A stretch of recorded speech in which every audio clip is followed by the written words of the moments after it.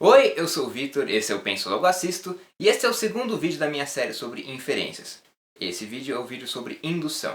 Se você não viu meu vídeo sobre dedução, eu recomendo que você assista clicando aqui. Principalmente porque eu vou falar algumas coisas em referência ao que eu disse no vídeo passado.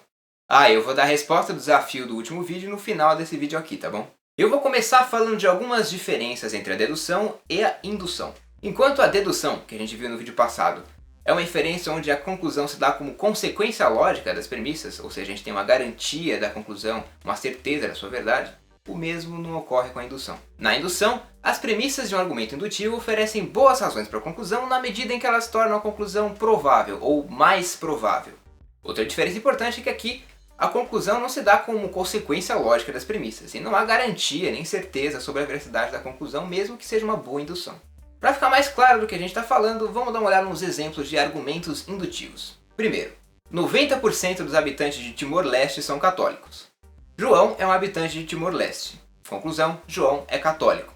Segundo, todos os cisnes já observados até hoje são brancos. Conclusão, todos os cisnes são brancos. Terceiro, o Piraporinha United venceu os 100 últimos jogos que disputou em casa. Conclusão, o Piraporinha United vai vencer o próximo jogo que jogar em casa. Bom, você pode ter achado algum desses argumentos aí meio esquisitos, uns são melhores do que outros, mas a princípio é só pra gente ter uma noção mesmo. Repara que nesses argumentos, mesmo que a conclusão pareça muito provável dadas premissas, não há nenhuma garantia de que ela vai ser verdadeira, ou seja, há a possibilidade dela não ser o caso ainda assim. No outro vídeo a gente disse que a dedução era uma inferência não ampliativa, isso é, a conclusão não amplia as informações que a gente já tinha com as premissas, porque elas já estariam de alguma forma contidas nas premissas. A indução, no entanto, é ampliativa, permitindo que a gente extrapole as informações que a gente tem nas premissas e chegue a alguma conclusão sobre algo genuinamente novo enquanto informação. E esse é um ponto extremamente valioso da indução que a torna útil em diversas situações onde o que a gente quer concluir não seria algo assim tão forte quanto uma consequência lógica das premissas. Seja em alguma área de investigação científica, como por exemplo quando a gente quer prever fenômenos meteorológicos, seja na vida corriqueira, quando a gente conclui que aquele cachorro, até hoje tão mansinho, não vai nos morder na próxima vez que a gente for fazer carinho nele. Um conceito central para a dedução, como a gente viu no último vídeo, é o de validade, sendo esse um requisito para qualquer bom argumento dedutivo. No caso da indução, a coisa é um pouquinho mais complicada.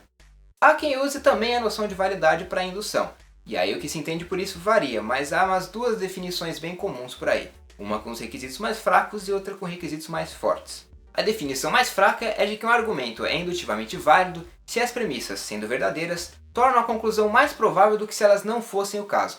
Isso é, elas adicionam alguma probabilidade à conclusão.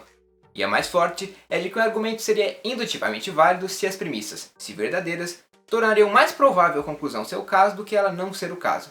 Um exemplo para esclarecer isso. Se a conclusão é vai chover, então as premissas teriam, por argumento ser indutivamente válido, que tornar a conclusão mais provável do que não vai chover. Por outro lado, há aqueles que preferem reservar a noção de validade só para dedução e usar outros conceitos para avaliar as inferências indutivas, como o conceito de força indutiva. Em todo caso, o conceito de força indutiva pode ajudar a gente a entender uma característica bem importante da indução que a diferencia bastante da dedução, que é o fato dela admitir graus. Na dedução é tudo muito preto no branco, ou um argumento é válido ou não é, ou é sólido ou não é. Não tem meio termo, não tem argumento mais ou menos bom para o nosso propósito com a dedução. Ou ele é bem sucedido, ou ele falha. Com a indução a coisa é bem diferente, ela admite gradação, e a ideia de força indutiva captura bem essa ideia.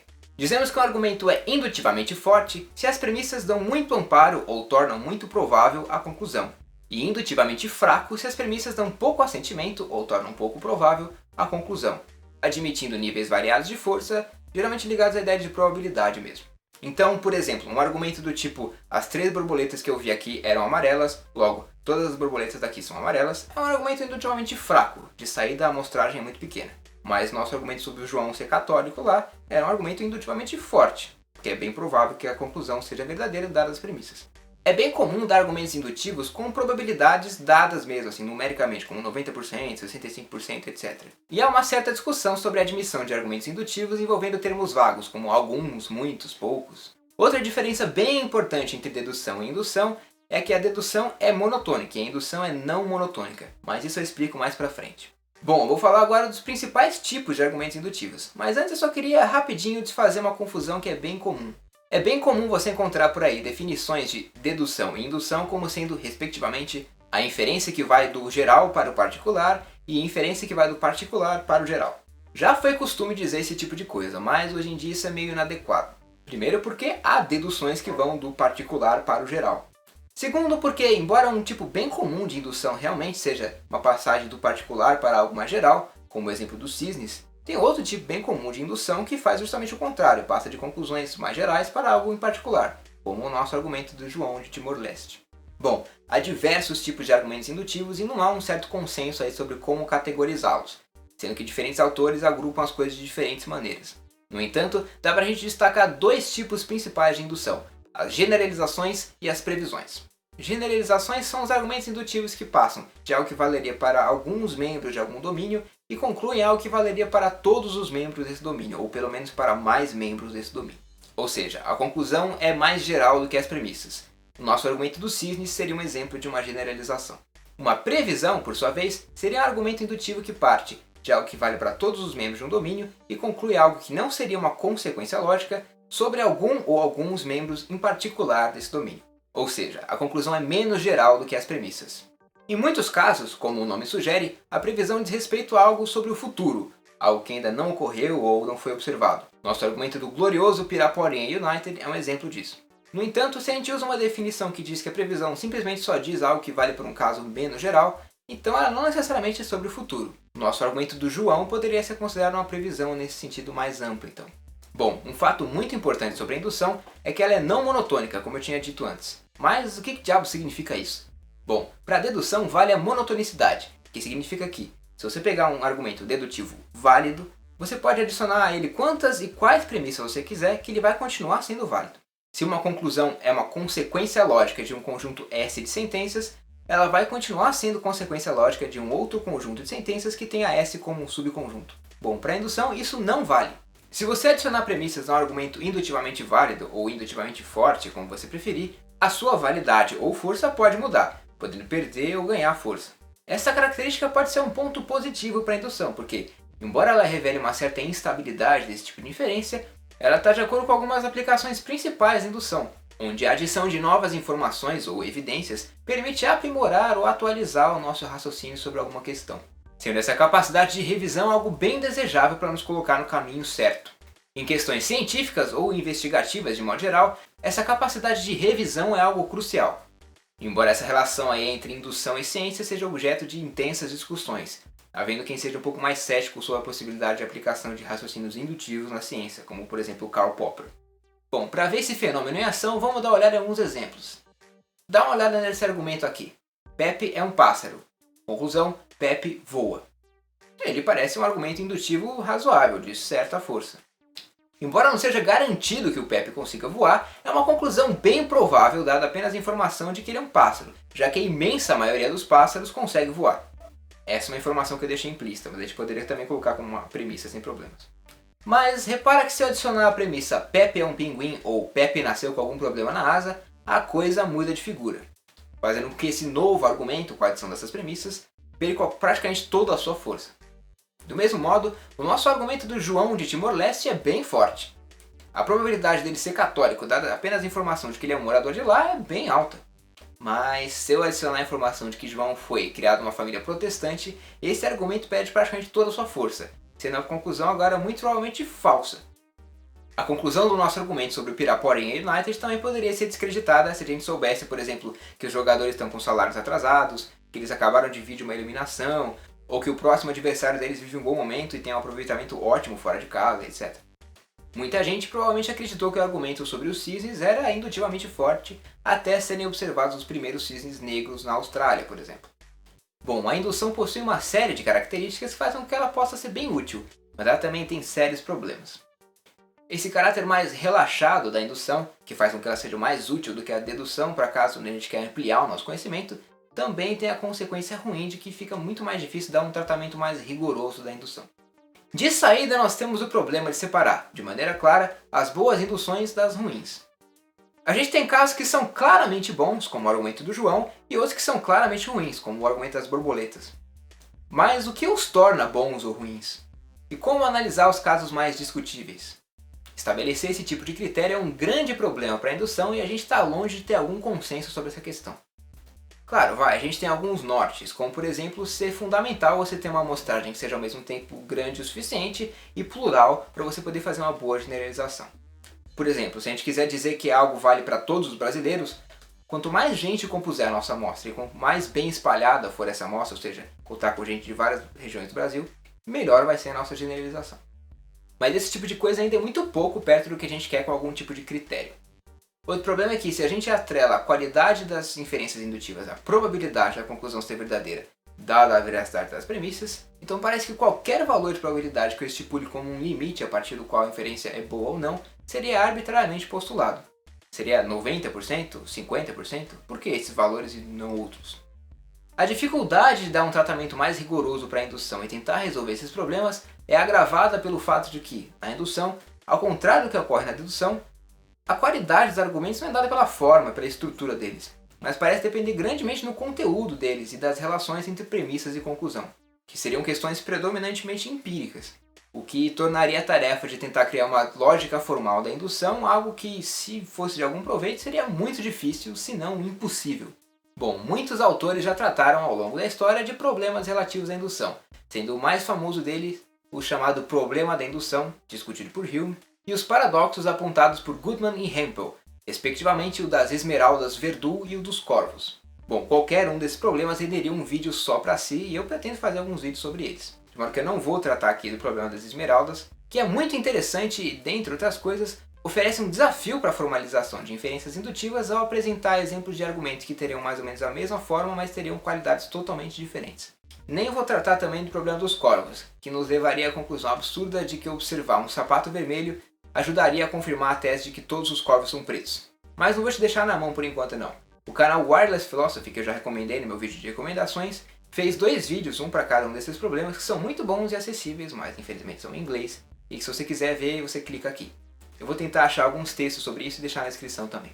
Também não vou ter condição de entrar em detalhes sobre o problema apontado por Hume nesse vídeo aqui, mas eu só quero discutir um detalhe que eu acho que é importante. Bom, o chamado problema da indução em Hume, que é um nome que a gente tem que usar com certa cautela, considerando que o que ele tinha em mente é um pouco diferente do que a gente vê hoje nas discussões mais recentes sobre indução, é basicamente o problema de como justificar nossos raciocínios que inferem que as qualidades ou comportamentos de coisas que nós não temos experiência seriam semelhantes às qualidades ou comportamento das coisas de que nós temos experiência. Como, por exemplo, a nossa conclusão de que o Sol vai nascer amanhã porque ele nasceu desde sempre, desde que a gente tem notícia. Na sua obra Investigação sobre o Entendimento Humano, Hume investiga aquelas que seriam para ele todas as possíveis fontes de justificação para esse tipo de raciocínio e, alerta de spoiler, conclui que a gente não teria justificação nenhuma para eles.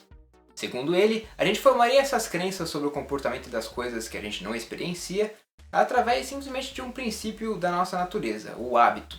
Bom, um dos argumentos dele em favor dessa posição, veja, há outros, tá?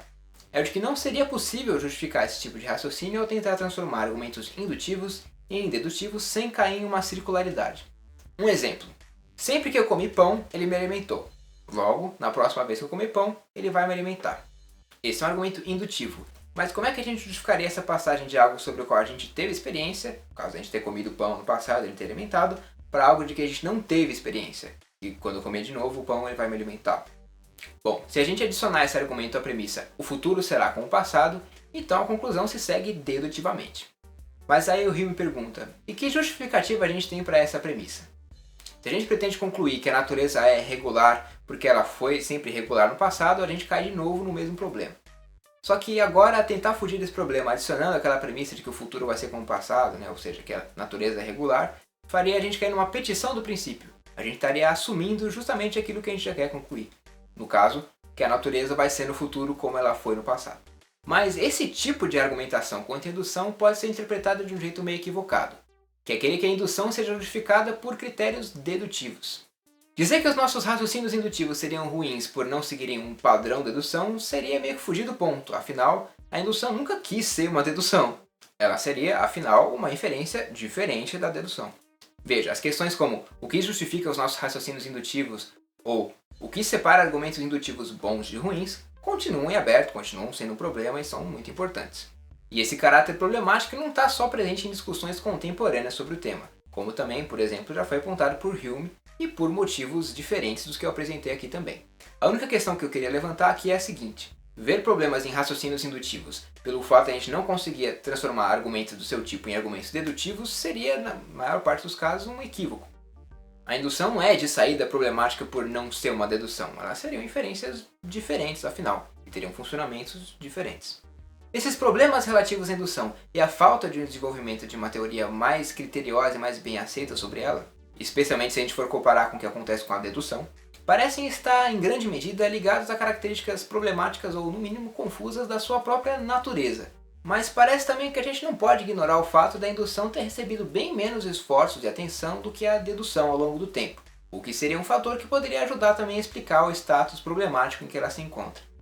Os raciocínios indutivos são muito importantes porque eles são empregados em diversas situações, especialmente aquelas onde a gente gostaria de poder ampliar as informações que a gente já tem.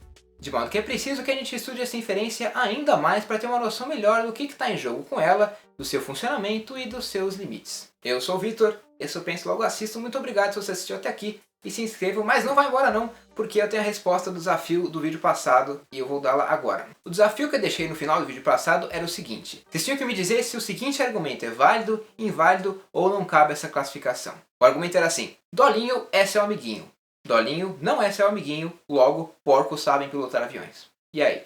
Bom, é um argumento esquisito, né? A primeira coisa que a gente nota é que tem uma contradição nas premissas. E aí, como é que a gente lida com isso? Bom, se você for olhar a nossa definição de validade, ela diz que um argumento é válido se é impossível que as premissas sejam verdadeiras e a conclusão falsa. Então, se a gente encontrar algum jeito em que é possível as premissas serem verdadeiras e a conclusão falsa, a gente mostraria que ele é inválido. Mas vem cá, tem como as premissas serem verdadeiras? Bom, não, né? Pelo menos não na lógica clássica que admite o princípio da não contradição. Uma sentença, uma proposição não pode ser verdadeira e a sua negação também ser ao mesmo tempo verdadeira. Mas repara que então a nossa condição ali de validade foi satisfeita de alguma maneira, né? Não tem nenhuma circunstância em que as premissas são verdadeiras e a conclusão falsa, porque não tem nenhuma circunstância em que as premissas podem ser verdadeiras. Então esse argumento é válido, mas como é um caso mais esquisito assim, a gente chama de vacuamente válido. Bom, e obviamente não importaria qualquer exemplo que eu tivesse colocado ali. Qualquer contradição permitiria concluir qualquer coisa. Isso aí tem um nome, chama princípio da explosão, e alguns de vocês apontaram muito bem nos comentários do vídeo passado. De uma contradição,